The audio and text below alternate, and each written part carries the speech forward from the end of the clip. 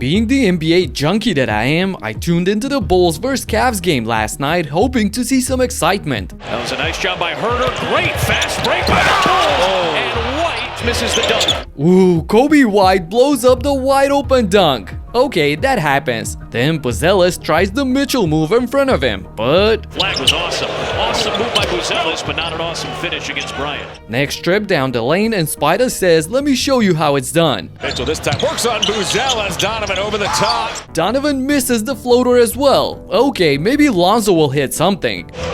Lonzo, quick trigger on the side of the backboard. Ball breaks the side of the backboard. My goodness, it cannot get worse than that, right? Well... The step, the cross, way off of the shot. It's a little bit outside. Coby strikes again, and this time with the airball from mid-range. And we're still in the first quarter. That's it, I've seen enough. So I'm switching the channel to Wolves and Grizzlies. It must be better than this. This is Landale for three, and oh. Wow. Jock Landale opens the show with an airball. Okay, he's a center, it's not like he's expected to be a knockdown shooter. Bones Hyland on the other end, he's a playmaker, he'll certainly do better. On Wells, pull up three, won't go. DiVincenzo new at the horn. Man, what was the matter last night? Did someone cast a spell on these guys? Luckily, here comes Cedric Coward to set things straight. DiVincenzo takes him baseline, stops on a dive, accepts a contact, and hits the bucket as well. The refs reward his phenomenal four-step layup. Bravo! Jaren Jackson is an all-star. He'll know what to do. Not over.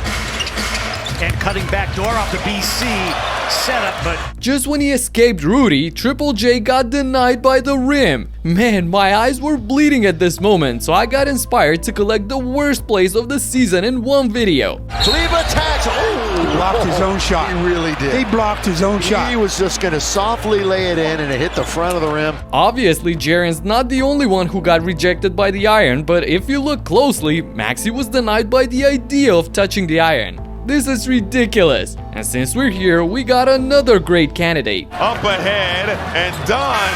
Airball the layup. I'll admit that Dunn was under clock pressure, but you have to put up a better try than this. But don't worry, it happens to the best of us. 8 on 3s this quarter. Midi. Oh, it's gonna go right back to Giannis.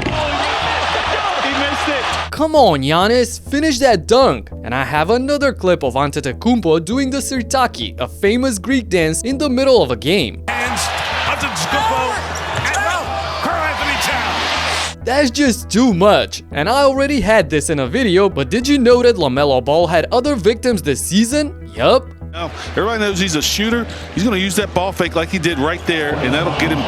And this isn't the lone case of Davion Mitchell getting struck in the head too. With three, with two. Oh, wow. Right into the face of Mitchell. I guess this comes as a bonus of being a menace on the perimeter. And Marcus Smart is also known as one of the best defenders in the league, but his passing repertoire is quite limited. Smart getting cute, just threw it into the hands of Grayson Allen. And this wasn't his only bad pass this season. Against the Spurs in the clutch, he did this. And a whistle. No, did he go over the line? He didn't get behind the line. He almost cost them the game, but luckily they managed to survive at the end. But the Clippers didn't survive the rare mental lapse by Nick Batum. Clippers are out of timeouts. Oh! Over and back on the line for Batum on the inbounds. This violation that sealed the game circled the world, but if you have seen what happened right before that. For two, with 6.5 remaining. One of these just puts the game away. That won't do it. That won't do it.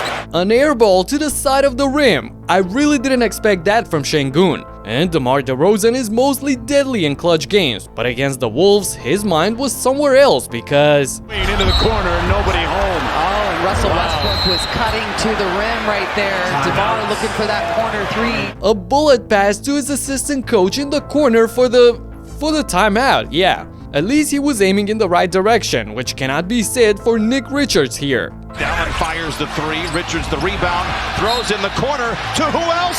Patrick Beverley! Now, it would have been cool if Pat had on blue or white, but... Nick passed the ball to Pat Bev in the front row, believe it or not. I bet Pat was ready to shoot that thing. But he's now somewhere in Greece, shooting for PAOK. And Thanasis Antetokounmpo is a proud Greek guy, mostly known for his off-court shenanigans. And if you wondered why, here's why. Thanasis, shoot it! The whole building wants you to shoot it. Here it comes. Thanasis spinning in traffic. Gets himself missed.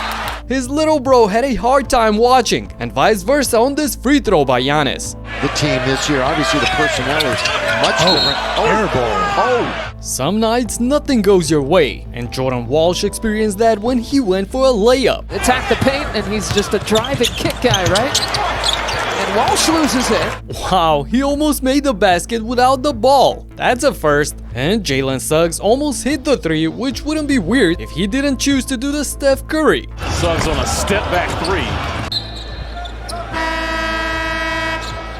Oh no, he just pulled a Nick Young. Nah, he didn't do that. He pulled a Nick Young. Come on, man. And Podziemski almost made this full court pass to Jimmy. That is, if the court was double its size. And that one thrown well past everybody. Next time, Brandon, you'll get it next time. And Vince Williams didn't know what to do with the ball here. For Williams. And he held onto the X button too long. It's like his controller got stuck. These lowlights were so bad that they turned the NBA into a circus show. But it wasn't all fun and games, especially when Desmond Bane got involved. Johnson throwing it down. A combo. Moss Bane, and Bane threw him down hard.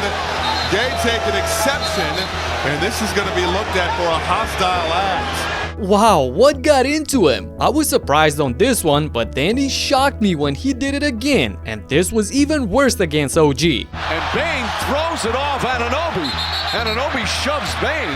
Obviously, Bane wanted to save it and get possession, but he threw it like he was throwing a fastball. Yeah, there's no reason for that, to throw it like that, wind up and throw it. What are you doing, says OG Anunoby. And LeBron and Dylan Brooks also had back-to-back heated episodes that resulted in some NBA drama. And Brooks is all alone. Dylan Brooks owning Los Angeles. Always. He likes people that know to bow down. I don't bow down, so.